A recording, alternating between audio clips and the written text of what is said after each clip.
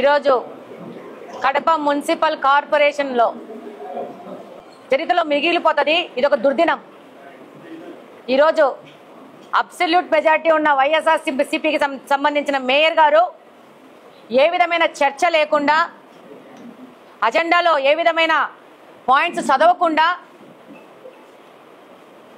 కార్పొరేటర్లకు ఏ విధమైన అవకాశం ఇవ్వకుండా, వాళ్ళ యొక్క అభిప్రాయాలను చర్చించకుండా మేమన్నీ చదివేసినాము, ఎజెండా అయిపోయింది అని చెప్పేసి ఓ 2 మాటల్లో ముగిచ్చేసి పారిపోయినాడు. ఈ భాగ్యానికి ఇంత డబ్బు ఖర్చు పెట్టి, ఈ మీటింగ్ పెట్టి, ఇంతమంది భాగస్వామ్యంతో ఇంతమందిని ఇబ్బంది పెట్టి చేయడం కంటే ఆయన ఇంట్లో లుంగి కట్టుకొని ఆయన బెడ్రూమ్లో అయిపోయింది, ఎజెండా పాస్ అయిపోయిందని చెప్పుకుంటే బ్రహ్మాండంగా ఉంటుంది. కనీసం ప్రజాధనమన్నా మనము దుర్వినియోగం కాకుండా కాపాడుకున్నట్టు అవుద్ది. అసలు ఆయన ప్రజాస్వామ్యంలో బతుకుతున్నాను, ప్రజాసేవకై వచ్చాను, ప్రజల కోసం పని చేయాలా అనే ఆలోచన లేకుండా ఒక నియంతలాగా నేను 8 సంవత్సరాలు రైట్ ఒకరిని లెఫ్ట్ ఒకరిని కూర్చోబెట్టుకొని, కమలాపురం ఎమ్మెల్యేని కడప ఎమ్మెల్యేని కూర్చోబెట్టుకొని సభలు నడిపి ఈరోజు ఒక మహిళ కడప నియోజకవర్గంలో గెలిస్తే అది తట్టుకోలేక, ఓర్చలేక, మహిళలంటే మర్యాద గౌరవం లేక ఆ మహిళని ఎలా అవమానపరచాలా, ఇబ్బంది పెట్టాలా అనే ఆలోచన తప్పితే నిద్ర లేచినాల నుంచి ప్రజల సమస్యలేంటి, ప్రజలకు మనం ఒక అధికారంలోకి ఇచ్చినారు, వాళ్ళకేం మనం సమాజ సేవ చేస్తున్నాం అనే ఆలోచనే లేదు. అవినీతి చేయడము, ఆయన కుటుంబ సభ్యులకి కార్పొరేషన్ సంబంధించిన వర్కులు కానీ ఆదాయ వనరులు కానీ కల్పించి ఈరోజు ఒక అవినీతి సామ్రాజ్యాన్ని ఏలుతున్నాడు గత 8 సంవత్సరాల నుంచి. ఈ 8 సంవత్సరాల నుంచి ఎవరు ప్రశ్నించలేదని కడప మున్సిపల్ కార్పొరేషన్ని తను అక్రమ మార్గంలో రాసి పెట్టుకున్నాను, రిజిస్ట్రేషన్ చేయించేసుకున్నాను, నా ఇష్టం వచ్చినట్టు ఈ కార్పొరేషన్ చేయొచ్చనే విధానంగా ఆయన వెళ్తున్నాడు. కనీసం ఈయన ఇంత బుద్ధి లేకుండా ప్రవర్తిస్తా ఉంటే ఇలా పార్టీకి సంబంధించిన పెద్దలు మహిళలను గౌరవించాలా, నువ్వు ఏం బుద్ధి లేకుండా ఇట్లాంటి పనులు చేస్తానని అని గడ్డి తినిపించి బుద్ధి చెప్పాల్సిన పరిస్థితిలో వాళ్ళ పార్టీ కూడా ఏ విధమైన ఆయన మీద చర్యలు తీసుకోకుండా అచ్చోచిన ఆమోదం వదిలినట్టు వదిలింది. ఈరోజు మహిళల మీద దాడి చేస్తూ అదే మహిళల్ని సపోర్టు తీసుకొని వాళ్ళకి ఏమేమి లాభాపేక్షలు చెప్పినాడో మనకు తెలియదు. వాళ్ళకే మెజారిటీ ఉంది, వాళ్ళే ఎక్కి మాకు ప్రొటెక్షన్ కావాలని అనడము, వాళ్ళే నినాదాలు చేయడము, వాళ్ళే పోడియం ఎక్కడము, వాళ్ళే రచ్చ చేయడము. ఆ తర్వాత బాగా అన్నం తినేసి వచ్చి లంచ్ బ్రేక్ అయిపోయినాక ఇదే కార్పొరేషన్ లో ఇదే మీటింగ్ అటెండ్ అయిన పోలీసు వాళ్ళకి కానీ మీడియా ప్రతినిధులకు కానీ ఎవరికి ఏ విధమైన అరేంజ్మెంట్ చేయకుండా వాళ్ళు మాత్రం కిందికి వెళ్ళి చక్కగా భోజనాలు కానిచ్చి పైన ఉన్న వాళ్ళకి పప్పుచారులు పోసి తిని 3 గంటలు రెస్ట్ తీసుకొని మళ్ళా పైకి వచ్చి మేము చదివేసాం అయిపోయింది అని చెప్పే దుర్భాగ్యానికి ఈ పెద్ద మనిషి దిగజారిపోయినాడు. ఇది కడప నియోజకవర్గంలోని ప్రతి ఒక్క మనిషి గమనిస్తా ఉంది.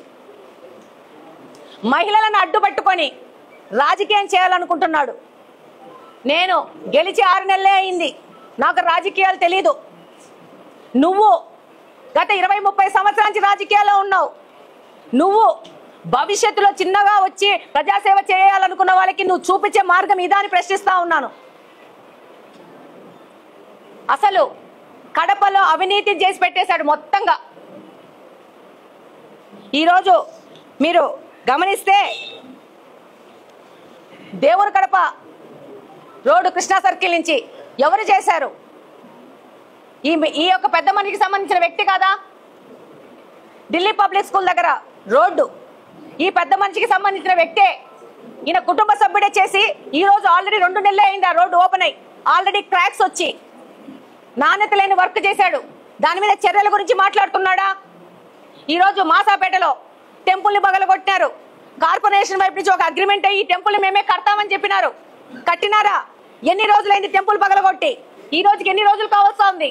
దాని గురించి ఏమైనా చర్యలు ఉన్నాయా? అన్నమయ్య విగ్రహం తీసినారు.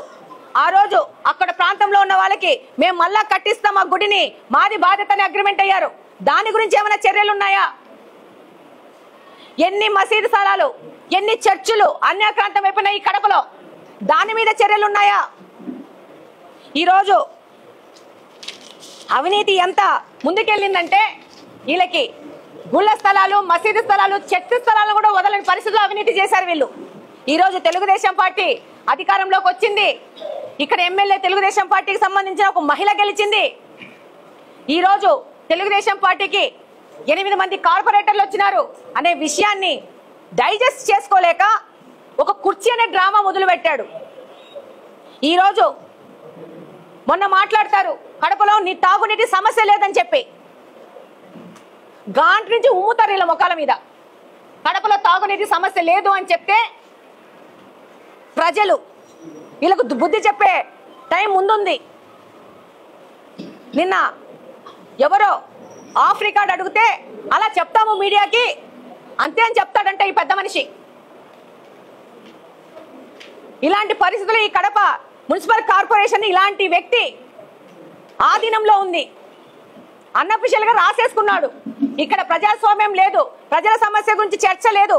ఎంతో మంది కార్పొరేటర్లు ఈ రోజు ఎజెండాలో వాళ్ళకి సంబంధించిన ప్రజల సమస్యలను దాంట్లో పొందుపరిచినారు. ఫర్ ఎగ్జాంపుల్ కుక్కలు పిల్లల్ని కాటేస్తున్నాయి, రోడ్డు మీద మనుషుల మీద దాడి చేస్తున్నాయి. ఎంతమంది కుక్కలకి ఆపరేషన్లు చేయించారని ఒక క్వశ్చన్ ఉంది. ఇలాంటి ప్రజలకు సంబంధించిన సమస్యలు, రోడ్ల గురించి, నీళ్ళ గురించి, ప్రతి ఒక్క దాని మీద సమస్యల మీద వాళ్ళు ప్రశ్నిస్తే ఏ విధమైన చర్చ లేకుండా, ఏ విధమైన దానికి ఏ విధమైన అజెండా చదవకుండా ఈరోజు ప్రజలను ఫేస్ చేసే ధైర్యం లేకుండా, కార్పొరేటర్లు ప్రశ్నిస్తే సమాధానం చెప్పుకునే పరిస్థితి లేక ఇంత దుర్మార్గంగా అజెండా అయిపోయింది అని చెప్పేసి వెళ్ళిపోతున్నారు. ఇది మీడియా ప్రతినిధులు అందరి ముందు జరిగిన విషయం. ఈ విధంగా ఎక్కడన్నా ఏ కార్పొరేషన్ లో అయినా మీటింగులు జరిగింది మనం చరిత్రలో చూసామా? కడప కార్పొరేషన్ లో జరిగింది. ఇలాంటి దుర్మార్గమైన ఈ మనిషి వలన ఈయనకు ప్రజల గురించి అవసరం లేదు, ప్రజా సమస్యల గురించి అవసరం లేదు. వీళ్ళ కుటుంబ సభ్యులు G+2 పర్మిషన్ తీసుకొని 4 అంతస్తులు కట్టుకుంటారు. సామాన్య ప్రజలు వాళ్ళ ఇలా ఆయన సంబంధించిన ఆయన కుటుంబ సభ్యులు మాత్రము అతిక్రమించి ఇల్లులు కట్టుకొని అవినీతి చేయొచ్చు. అదే 2-3 సెంటర్లో పేదవాళ్ళు ఇల్లులు కట్టుకుంటే నీకు పర్మిషన్ లేదని దాడి చేయనీకి పోతారు, ఆ ఇళ్లను కూలుస్తారు, ప్రొక్లైన్స్ తీసుకొని బుల్డోజర్స్ తీసుకుపోయేసి.